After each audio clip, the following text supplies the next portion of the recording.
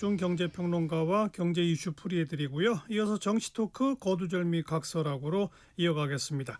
KBS 1라디오의 모든 프로그램 유튜브에서도 함께할 수 있습니다. 실시간 방송 보실 수 있고요. 정치, 경제, 사회문화 다양한 주제의 콘텐츠들 마련돼 있어요. KBS 1라디오 유튜브 채널 구독, 좋아요, 댓글 많이 부탁드립니다. 토요일 2부 출발하죠.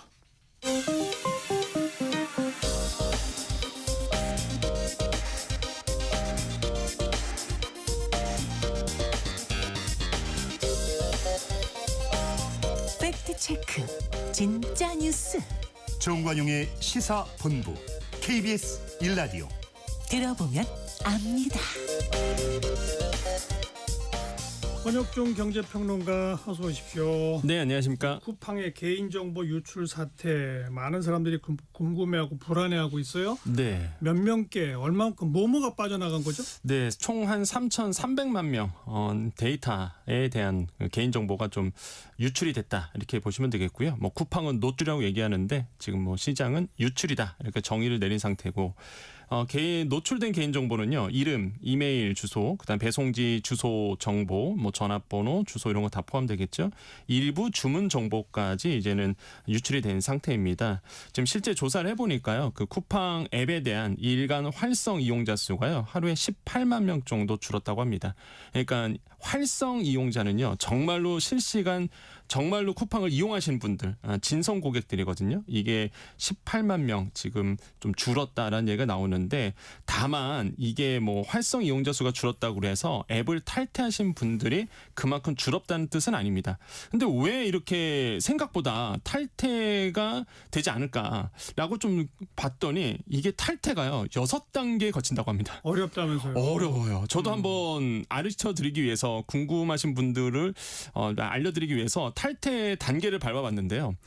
정말 어렵더라고요. 네, 그 6단계 거치고 이게 일종의 다크 패턴이에요. 아니 모바일에서 탈퇴를 하려고 했는데 PC 화면으로 넘어가게 됩니다. 그러니까 글씨가 조그맣게 보여갖고 또 되게 어렵게 해놨어요. 그래서 이것도 하나의 다크 패턴이고 그래서 이제 방통위가 야 이용자의 해지권 제한 행위 아니냐. 그래서 이거 지금 사실조사에 들어가고 있거든요. 이런 부분도 지금 이제는 많은 불만을 가지고 있는 부분입니다. 근데 이미 노출된 정보에다가 뭐 다른 것까지 합하면은 매우 위험할 수 있다라고 하는 보도를 쭉 봤는데 뭐 어떤 우려가 있다는 거예요? 저희가 봐도 정말 좀 위험해요. 왜냐하면 배송 정보가 같이 유출이 됐다는 거거든요. 그러면 이런 경우가 생길 수 있습니다. 주소와 주문 내역을 이제는 종합을 해갖고 이 사람의 경제 상황을 파악할 수 있는 거죠. 어떤 얘기냐? 배송 정보다 보니까 강남구에 사는 누가 고가의 제품을 주문했구나 이걸 알 수 있거든요. 그러면 이런 사기꾼들이 범죄 집단이 이왕이면 돈 많은 사람 타겟을 해갖고 스미싱이나 아니면은 보이스피싱 하는 게 더 낫겠죠. 그래서 이게 타겟이 될 수 있다라는 점. 두 번째로는 남에게 알려주고 싶지 않은 구매 내역을 통해서 협박 같은 범죄도 이어질 수 있습니다. 예를 들어서 성인용품을 주문한 거예요. 근데 나는 이걸 별로 알려주고 싶고 좀 숨기고 싶은 겁니다. 그런데 배송 정보가 누출이 되다 보니까 당연히 이거 알 수 있거든요. 그래서 개인용품에 대한 내용 가지고 협박도 할 수 있고 세 번째로는 이런 아파트 공동현관 비밀번호도 유출될 가능성이 굉장히 크거든요. 그렇죠. 그러면 스토킹 같은 물리적 범죄도 악용될 수 있고요. 네 번째로는 2차 해킹 유도죠. 그러니까 사기 문자가 발송될 겁니다. 분명히 정보 유출로 결제 정보가 맞는지 확인해야 됩니다라고 해서 문자 올 수도 있고요. 최근 받은 상품을 환불해 드리겠습니다라는 문자로도 받아서 링크가 달려서 링크 터치하도록 만들 수 있어요. 100% 사기입니다. 그래서 링크 있는 거는 꼭 누르지 마시고요. 무엇보다 지금 많은 젊은 친구들에게 굉장히 논란이 되고 있는 게 개인 통관 번호가 유출됐다면 이게 밀수로도 또 수용될 수 있거든요. 그래서 개인 통관 번호가 뭐예요? 예, 요거는요. 그러니까 보통 직구할 때에 해외 직구. 예, 해외 직구할 때 이제는 해외에서 물건을 들어오잖아요. 그럼 개인 용도로 보통 이제 사게 됩니다. 그러면 주민등록 대신에 해외에서 쓸 수 있는 13자리의 관세 번호예요.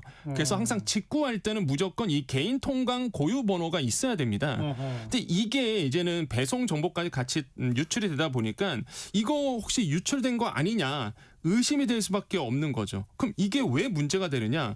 일단은 관세에 대해서 문제가 생길 수 있습니다. 왜냐하면 타인이 만약에 나의 이런 개인 통관 고유 번호로 뭐 만약에서 직구를 했어요. 근데 그게 $150가 넘어갑니다. 그럼 관세 내야 되거든요. 근데 이걸 속여서 이제는 거기다 프로덕트 프라이스에 $150 이하로 적으면 이거 사실 탈세가 되는 거거든요.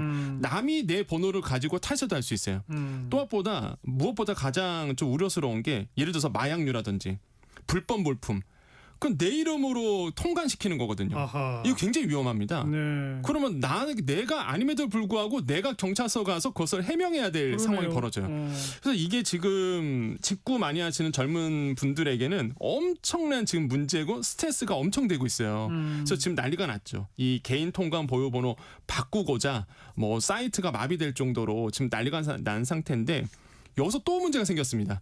이게 직구를 시켰는데 그 사이에 개인 통과 번호를 수정하신 분들이 있거든요. 예. 그럼 이게 신청했을 때랑 지금의 수정 번호랑 다르다 보니까 물건이 안 와요. 아이고. 그래갖고 또 이거 가지고 며칠째 그 씨름하시고 어려워하시는 분들이 굉장히 많아져서 이 쿠팡 공식적인 입장, 그 쿠팡 대표는 이 고유 번호, 개인 통관 고유 번호는 유출되지 않았다. 이걸로 확인되고 있다라고 공식적으로 밝히고 있으나 지금 많은 분들은 그대로 믿지를 못하고 있어서 굉장히 예. 불안해하고 계십니다. 피해 입은 국민들 벌써 집단 소송에 들어가고 있죠? 네, 맞습니다. 일부 이제 카페를 통해서 이제 집단 소송, 피해 보상에 대해서 지금 들어가고 있는데, 근데 지금 과거 사례를 본다 그러면 이 과거 사례 사례 하나 말씀드리면 2011년도에 네이트 싸이월드 개인정보 유출 사건이 있었거든요. 예.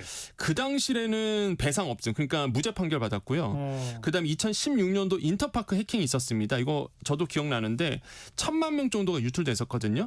4년 걸렸어요. 소송이 4년 걸려서 10만 원씩. 1인당 10만 원. 1인당 10만 원. 그런데 문제가 소송에 참여하신 분들만 1인당 10만 원인 그렇죠, 거죠. 그렇죠. 예, 그래서 해도 1인당 10만 원 정도가 되지 않을까 이렇게 보고 있고, 그래서 이게 많은 분들이 아니 이게 3,500만 명 이상이 개인정보가 유출됐는데 소송에 참여한 사람만 이렇게 되다 보니 이거는 나라에서 징벌적 손해배상에 대한 이슈가 돼야 되지 않을까 그러니까요. 이런 얘가 나오고 있는데요. 과징금 세게 때리고 징벌적 손해배상 해야 한다 이 말이죠. 맞습니다. 근데 과징금이라는 게 이제는 개인정보보호법에 의하면 매출액의 최대 3%거든요. 그래서 제가 그거 보고 나서 이제는 그 쿠팡에 연결 재무제표를 봤습니다. 손익계산서를 봤더니 매출액이 지난해 2024년도 연간 매출액이 한 38조 원 나오더라고요. 거기에 3% 최대. 그러면 한 1조 1,000억 원 정도가 됩니다. 예. 그래서 최대한으로 하면 정말 1조라는 이제 과징금도 나올 수는 있는데 과연 이게 현실화 될지는 이제 보셔야 되겠고요. 그래서 지금 너무 처벌이 약한 거 아니냐 이런 얘기가 나와요. 항상 3%까지 가본 적이 없군요. 과거에 SK텔레콤도 2024년도 유출 사고 과징금 1,300억 원 정도 과징금 냈거든요. 그러니까 이런 걸 보더라도 너무 기업에 대한 그 개인정보 보호에 대해서 너무 처벌에 대해서 너무 약한 거 아니냐라는 목소리가 그렇죠. 지금 계속 나오고 있습니다. 네. 그래도 이번에 아무튼 분위기가 다르니까 네. 이번에 좀 제대로 좀 처벌이 이루어져야 될 것 같고요. 네. 그건 그렇고 지금 걱정하고 있는 그 쿠팡 가입한 소비자들 어떤 조치를 취하면 됩니까? 네, 첫 번째로 쿠팡 비밀번호는 변경해 주시는 것이 합리적입니다. 물론 쿠팡에서 이런 얘기합니다. 아이디와 패스워드는 유출되지 않았다라고 공식적으로 얘기하고 있으나 글쎄요, 이제 시장에서 또한 많은 국민들이 그대로 믿을 분들은 많이 없을 것 같고요. 어쨌든 간에 비밀번호는 변경하시는 게 좀 합리적이고요. 두 번째로는 가급적이면 2단계 로그인, 그러니까 지문 인증이라든지 생체 인식 이런 걸 통해서 2단계 인증하시는 것이 좀 더 낫다. 예. 그리고 쿠팡은요, 아시겠지만은 6자리의 결제 비밀번호하고 있습니다. 아니면 밀어서 결제도 있고요. 그래서 이런 결제 비밀번호가 따로 있기 때문에 이것도 변경해 주시는 것이 조금 더 합리적이다라고 이제 생각을 해보겠고, 예. 그다음에 금융 결제 부분에서도 이제는 많은 분들이 방어 설정을 해주는 게 좋습니다. 그럼 방어 설정이 뭘까? 이런 거예요. 해외 결제 차단입니다.